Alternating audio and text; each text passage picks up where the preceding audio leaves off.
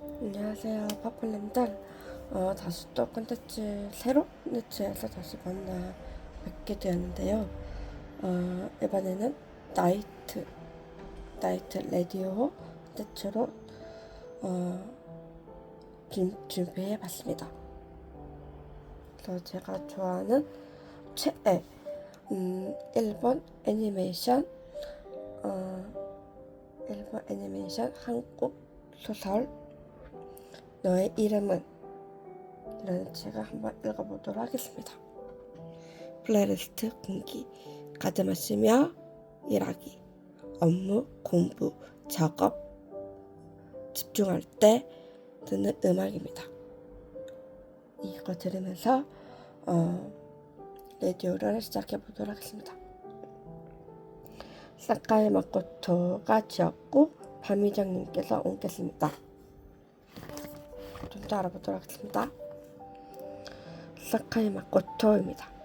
1973년 나가노 현출생 애니메이션 감독, 2002년 1인으로 제작한 단편 애니메이션 별의 목소리가 주목을 받으면서 구름의 저편, 약속의 장소, 초속 5cm, 별을 준 하나이, 언어의 자원을 연이어 발표하여 국내외에서 수많은 수상을 하였다. 자신이 감독한 작품을 집자 소설로 각색한 초속 5cm, 언어의 자원도 높은 평가를 받고 있다. 본 도서는 2016년 발표한 인기 애니메이션 너의 이름은 이 원작 소설에 해당한다입니다. 차례는요.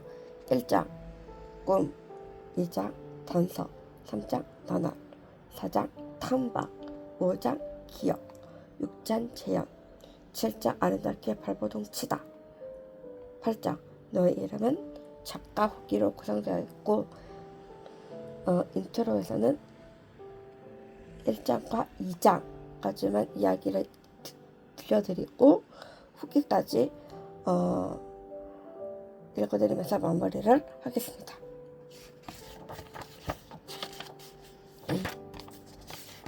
꿈입니다. 그리운 목소리와 냄새, 사랑스러운 빛과 온도. 나는 소중한 누군가와 찰싹 달라붙어 있다. 떨어질 수 없게 묶여 있다. 저 무덤에 안긴 젖먹이처럼 불안이나 쓸쓸함은 티끌만 꿈도 없다. 아직 잃어버린 것도 하나 없고 무척 달콤한 기분만이 온몸에 가득 퍼진다. 문득 눈을 뜬다. 전장, 방아침, 나 혼자 도쿄. 그렇구나. 꿈을 꿨구나. 나는 침대에서 몸을 일으킨다. 고작 2초도 안 지났는데 조금 전까지만 해도 나를 감싸고 있던 따뜻한 일체감은 사라지고 없다. 자식도 없이 영웅도 없이 너무나 느닷없어서 아무 생각도 할 겨를이 없다. 눈물이 흐른다. 아침 눈을 뜨면 웬일인지 울고 있다. 나에게는 가끔 이런 날이 있다. 그리고 눈을 뜨면 무슨 꿈이었는지 전혀 기억나지 않는다. 나는 눈물에 훔친 오른손을 가만히 들여다본다. 집게 손가락에 묻은 작은 물방울, 조금 전까지 꾸던 꿈도 순식간에 눈꼬리를 적신 눈물도 사라진 뒤다. 무척 소중한 것이 이날에 이 손에 모르겠다. 나는 단념하고 침대에서 내려와 방을 나와 욕실을 향한다. 세수를 하면서 예전에 인물의 미지근함과 맛에 놀란 적이 있었던 것 같아서 거울을 빤히 들여다본다. 어딘지 불만이 가득 찬 얼굴이 나를 바라보고 있다. 나는 거울을 보면서 머리를 묶는다. 봄, 등장에 팔을 끼운다. 나는 겨우 익숙해진 넥타이를 메고 양복을 입는다. 나는 연립주택의 문이 열고 나는 아파트의 문을 닫는다. 눈앞에는 겨우 익숙해진 도쿄의 풍경이 눈앞에 펼쳐진다.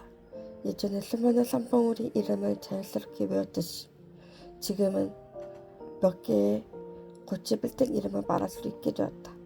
나는 혼자만 여기 기차고를 지나 에스컬레이터로 내려가. 통 큰 전철에 나는 몸을 싣는다. 문이 기지에 차차 밖으로 흘러가는 풍경을 바라본다.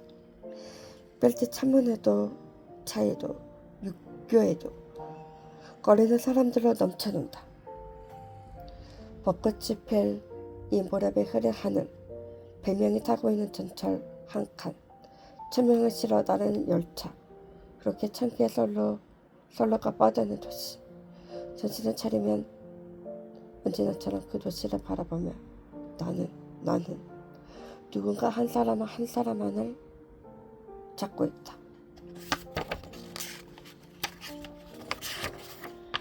2장 단성.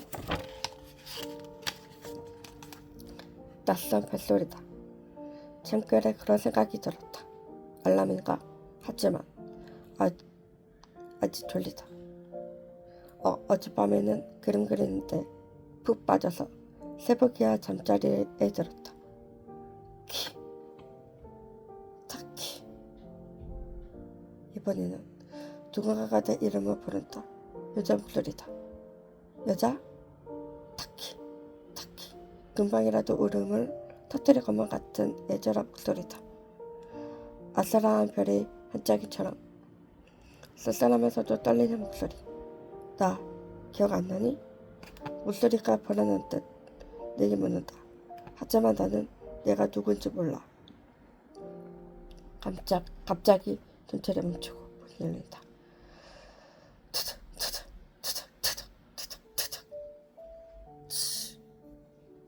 그렇다. 전철을 타고 있었다. 그것을 깨닫는 순간 나는 만원 전철 속에 서 있다. 동그란 눈동자가 나를 보고 있다. 나를 똑바로 쳐다보는 소녀. 교복을 입은 소녀의 모습이 하찮은 승객에 떠밀려 멀어져 간다. 내 이름은 미차. 소녀는 그렇게 외치고는 머리카락을 묶고 있던 끈을 스르르 풀어 나에게 내민다. 나는 얼떨결에 손을 뻗는다. 어두컴컴한 전철을 얇게 비춰든 전현울 같은 선명한 오렌지색 인파 속에 몸을 파묻고 나는 그 색을 꼭 움켜준다. 그 순간 눈을 떴다. 수녀의 목소리, 그 울림이 희미하게 고막에 남아있다. 이름은 미차. 처음 들어본 이름에 처음 보는 여자이다. 그런데 그 아이 목소리는 필사적이었다. 금방이라도 주르륵 흐를 것만 같이 눈물이 그렁그렁 맺힌 눈동자. 처음 보는 교복.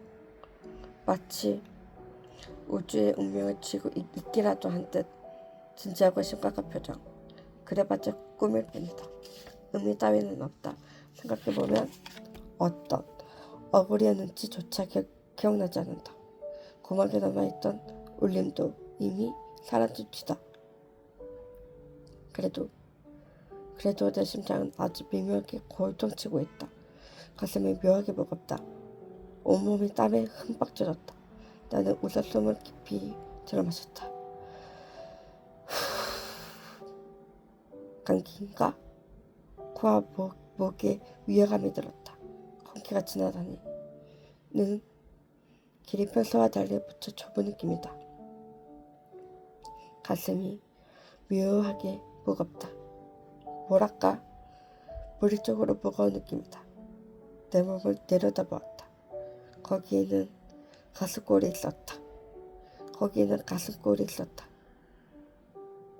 부풀어 오른 가슴 언저리에 아침 햇살이 반사되어 매끄러운 피부가 새하얗게 빛나고 있다. 두 개의 가슴 사이에는 푸르르고 깊은 그림자가 호수처럼 고여있다. 만져볼까? 문득 그런 생각이 들었다. 사과가 땅에 떨어지듯 거의 보편적이고 자동으로 그런 생각이 들었다. 나는 감동하고 말았다. 오, 대체 뭐지? 이거 진지하게 계속 가슴을 주물렀다. 뭐랄까, 여자의 몸이란 정말 대단하구나. 언니, 뭐 하는 거야? 목소리가 들리는 방향으로 고개를 돌리자 어린 여자아이가 맨짤 지문을 연 채 서 있었다. 나는 가슴을 주무리던 손 손을 멈추지 않고 꼬맹이에게 솔직하게 털어놓았다. 아니, 엄청 리얼하다 싶어서. 어라? 다시 여자아이에게 시선을 돌렸다. 몇 살이나 먹었을까? 머리는 양갈래로 묶었고 눈 살짝 쳐졌다. 표정이 건방져 보이는 꼬맹이다. 언니! 나는 나를 가리키며 그 아이에게 물었다. 아니, 그보다 이 꼬마가 내 여동생. 꼬맹이는 기가 차다는 표정으로 쏘아붙었다. 아침부터 무슨 참고대야. 밥 먹어. 빨랑 일어나. 꼬맹이는 문짝이 부서져라 맹장지 문을 쾅 닫았다. 거침없는 아이라고 생각하면서 이부자리에서 일어났다. 그러고 보니 배도 고프다. 문득 구석에는 거울이 눈에 들어왔다. 다담이 위로 몇 걸음 걸어 거울 앞에 섰다. 헐렁한 잠옷을 어깨에서부터 벗었다. 잠옷은 순식간에 훌렁 벗겨지며 바닥으로 떨어졌다. 나는 알몸이 되었다. 거울에 비친 몸을 가만히 바라보았다. 군데군데 삐쭉 튀어나온 검고 긴 머리가 마치 물결치는 듯 했다. 작고 동그란 얼굴, 호기심 가득한 커다란 눈동자, 어딘지 재미있게 생긴 입술, 가는 목과 깊은 빗장뼈, 건강해 보이는 블루가 가슴, 슬며시 들어오질 갈비뼈의 음영, 그곳에서 이어지는 부드러운 허리 곡선. 아직 직접 본 적은 없지만 이것은 틀림없는 여자의 몸이다. 여자? 내가 여자라고? 갑자기 그때같이 부여키에 몸을 뒤덮고 있던 잠이 순식간에 확 달아났다. 머릿속이 단숨에 말끔해지며 갑자기 혼란스러웠다. 그리고 나는 그만 소리를 지르고 말았다. 언니! 늦었잖아. 미닫이를 열고 마루로 들어가자 유주하의 날카로운 목소리가 날아들었다. 내일 아침은 내가 만들게. 나는 미안하다는 듯 말 대신 이렇게 말했다. 이 아이는 아직 전리도 남아있는 꼬마 주제에 언니보다 자기가 더 야무지다고 미니 구석이 있다. 싸가 따위 해서 약한 모습 보이면 안 된다고 생각하면서 나는 힘차게 밥통을 열고 밥알에 반짝반짝 빛나는 쌀밥을 내 밥그릇에 퍼 담았다. 아, 너무 많이 담았나? 뭐 아무러면 어때? 잘 먹겠습니다. 입이 반질반질하게 나는 달걀말이 소스를 듬뿍 뿌려서 밥과 함께 입에 넣었다. 우와, 맛있다. 행복해? 어라? 그런데 아까부터 관자놀이 쪽에 따가운 시선이 느껴지는데? 오늘은 정상이구나. 네? 고개를 들어보니 할머니가 밥알을 씻는 나를 물끄러미 지켜보고 있었다. 어제는 진짜 이상했어. 유치하도 나를 보며 희죽희죽 웃는다. 갑자기 비명을 지르질 않나. 비명? 불쌍한 사람은 신문할 듯 바라보는 할머니의 시선. 그리고 바보, 취급하는 유치아의 희죽거리는 웃음. 응? 그게 무슨 말이야? 뭐야? 둘이 쌍으로 기분 나빠. 딩동 땡동? 갑자기 상해방에 설치된 스피커에서 고막이 찢어질 듯 큰 소리가 울려 퍼졌다. 주민 여러분, 좋은 아침입니다. 내 단짝 친구 사야의 언니 목소리다. 이곳 이터머리는 인구 1,500명 남짓한 작고 초라한 마을이라 대부분 서로 아는 사람 아니면 아는 사람의 아는 사람이다. 이터머리 준비센터에서 알려드립니다. 스피커스 목소리는 이터머리 준비센터에서 알려드립니다. 하고 중간중간 끊어가며 문장을 천천히 읽어나갔다. 마을 한가운데에는 5기 스피커도 설치되어 있어서 스피커에서 흘러나오는 소리는 선봉우리에 부딪혀서 들린 노래가 된다.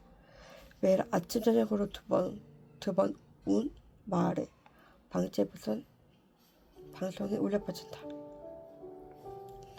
이 마을의 모든 집에는 수신기가 설치되어 있어서 운동회 일정이라든가 눈치우게 담은 연락이라든가 어제는 누가 태어났다든가 오늘의 누구의 장례식이라든가 걸어 마을의 대소사를 매일 꾸준히 방송으로 알려준다.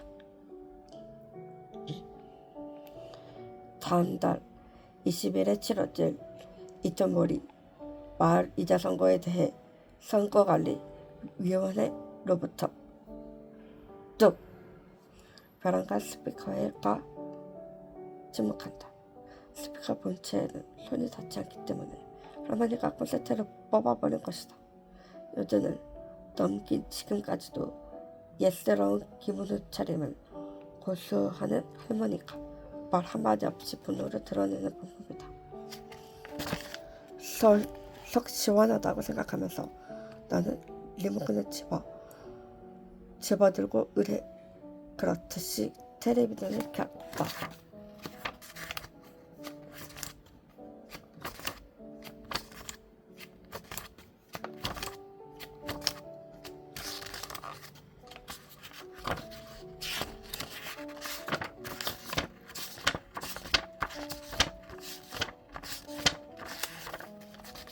다 읽어드릴 수는 없어서 2장 이야기는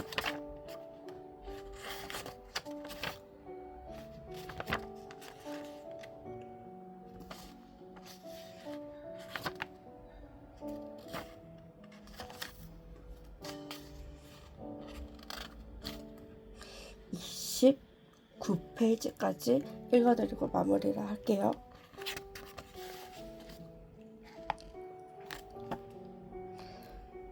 사야의 언니 목소리가 사라질 공간은 NHK 뉴스 아나운서의 싱글싱글한 웃음이 다시 채운다.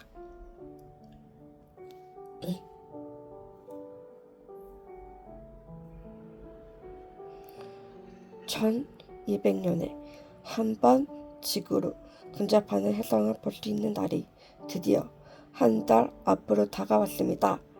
혜성은 수일에 걸쳐 육안으로도 관측 가능할 것으로 보여 세계의 천체쇼를 앞두고 일부 우주항공 연구개발기구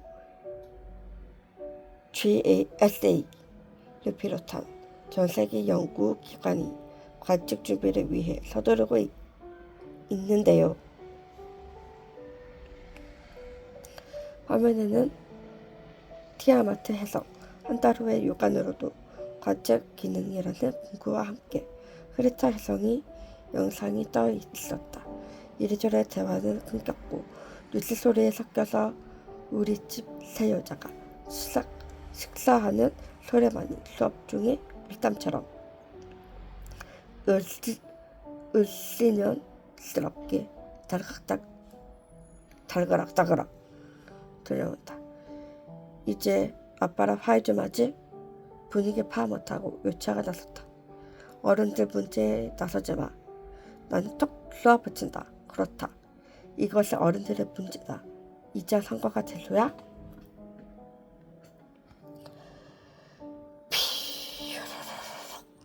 하고 어딘가에서 얼빠지듯한 솔개 울음소리가 들렸다. 학교 다녀오겠습니다. 나와 요차하는 입을 모아 할머니에게 인사하고 현관에 나섰다. 여름 산새들의 목청 높여 지저귀고 있었다. 경사면을 따라 난 좁은 아스팔트 길을 지나 돌계단을 몇 개 내려가면 사그림자가 사라지고 따가운 아침 햇살이 정면으로 쏟아진다. 아래로는 둥그런 이천물의 호수가 내려다 보인다. 잔잔한 호수에 스며는 아침 햇살은 반사이 여지없이 반짝반짝 빛난다. 짙은 녹색을 띠며 여지 수많은 산봉우리, 푸른 하늘과 흰 구름, 옆에는 괜히 펄쩍펄쩍 뛰는 빨간 책가방을 맨 양갈래 머리 곰맹이. 오, 마치 일본 영화의 오프닝을 보는 것만 같다. 한마디로 수십 년 전의 일본 느낌이 고스란히 살아있는 시골 깡촌에 우리는 살고 있다. 미차 초등학교 앞에서 유치아를 보내고 뒤돌아서자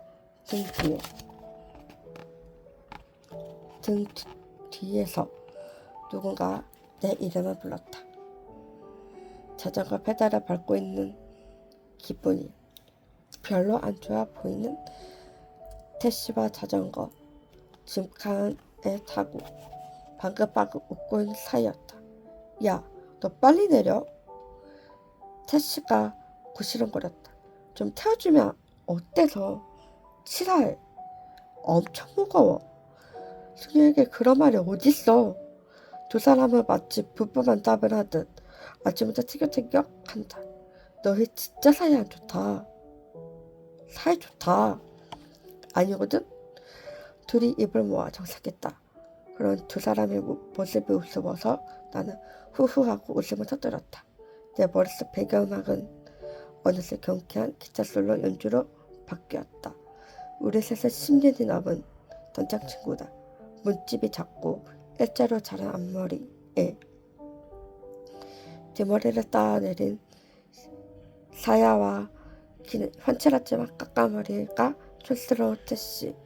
둘러 서로 붙잡아먹어 안달인 것 같지만 대화의 템포가 딱딱 들어맞아서 사실 무척 어울리는 커플이라고 나는 내심 생각한다. 미차, 오늘은 머리 잘못 껐네. 자전거에서 데리시아가 내 머리끈 언저리를 만지면서 희죽희죽 웃었다. 내 머리 모양은 어느 때와 다름없다. 좌우로 각각 세 갈래로 따은 후 둥글게 말아서 머리 가운데로 모아 끈으로 묶는다.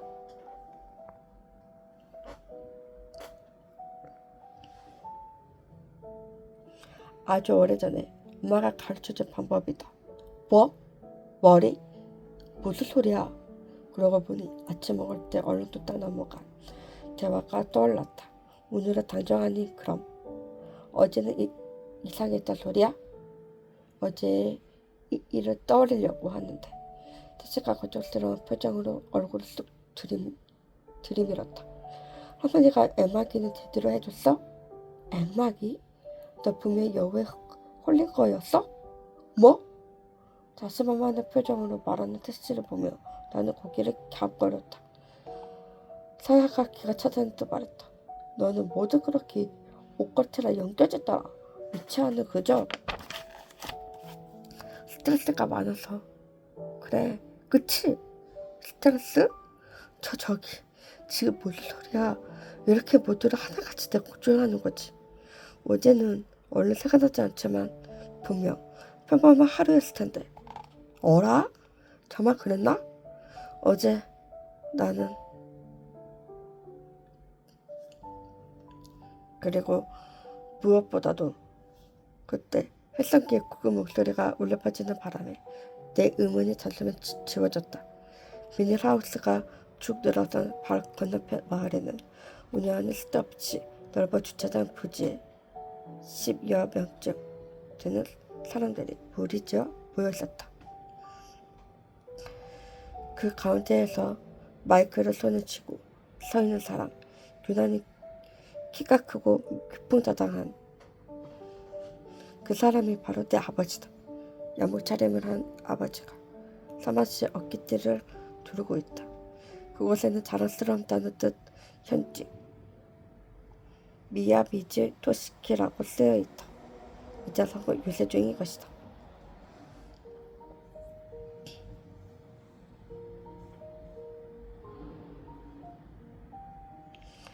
무엇보다도 마을의 재생 사업을 지속하고 이를 위해 면회 지정을 건재화해야 합니다.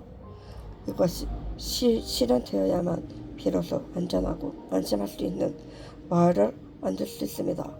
저는 현직 이장으로서 지금까지 추진해온 마을 활성화를 완수하고자 합니다.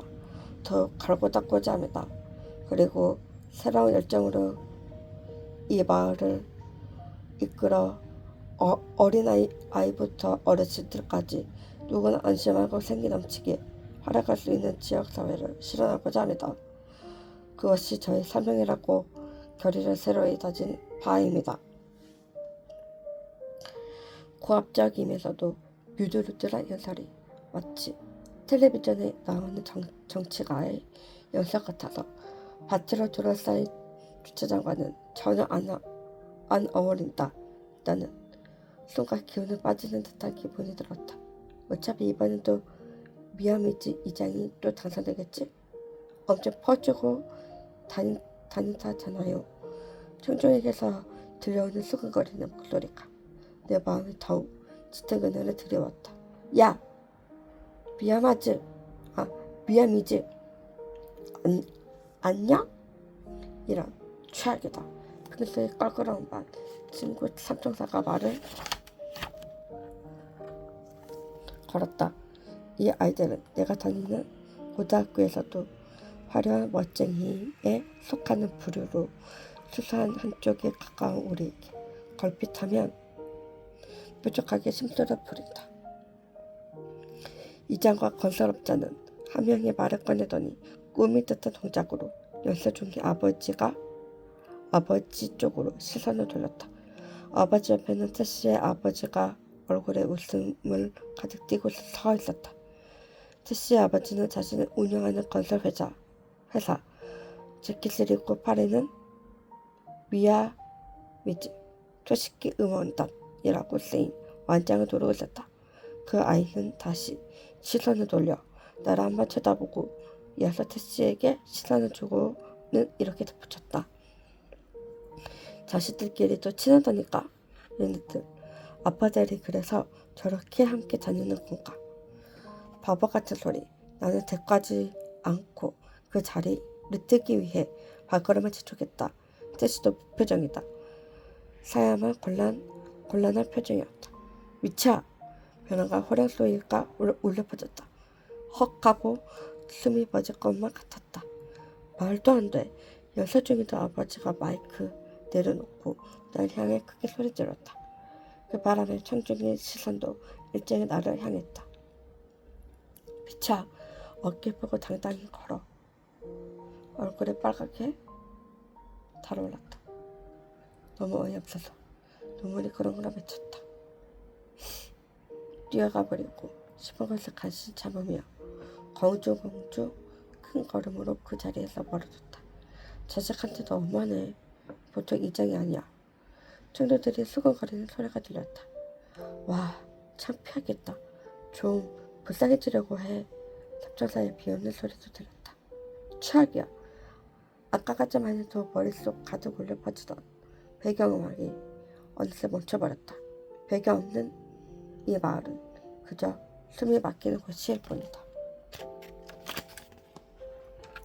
여기까지 읽어드리고 나머지 이야기는 직접 구매하셔서 읽으시면 될 것 같습니다.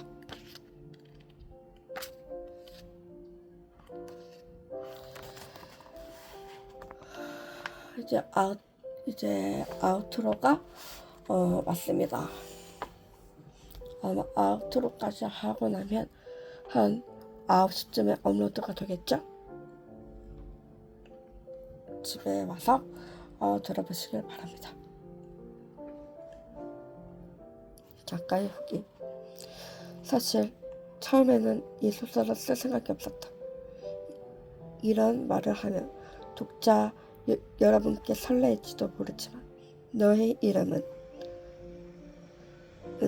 애니메이션 영화라는 형태가 가장 잘 어울린다고 생각하기 했기 때문이다.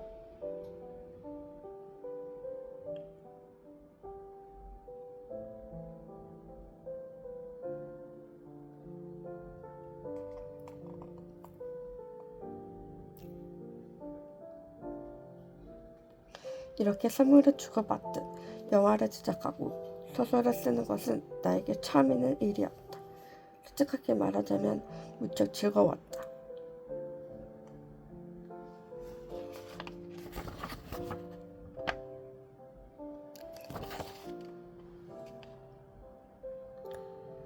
그러므로 타키와 미치아 이외의 인물도 포함해 말 그대로 측면에서 이야기하는 장면도 많다.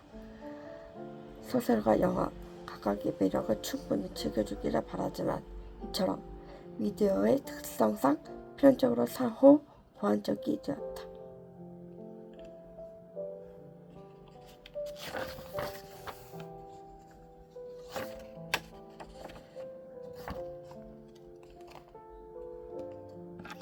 소중한 사람이나 장소를 잃고 말았지만 발버둥치지 않고 결심한 사람, 아직 만나지 못한 무엇인가에 언젠가 반드시 만날 것이라 믿으며 계속 손을 뻗는 사람, 그리고 그런 마음은 영화의 화려함과는 다른 절실함으로 그려져야 한다고 느꼈기에 나는 이 책을 썼다.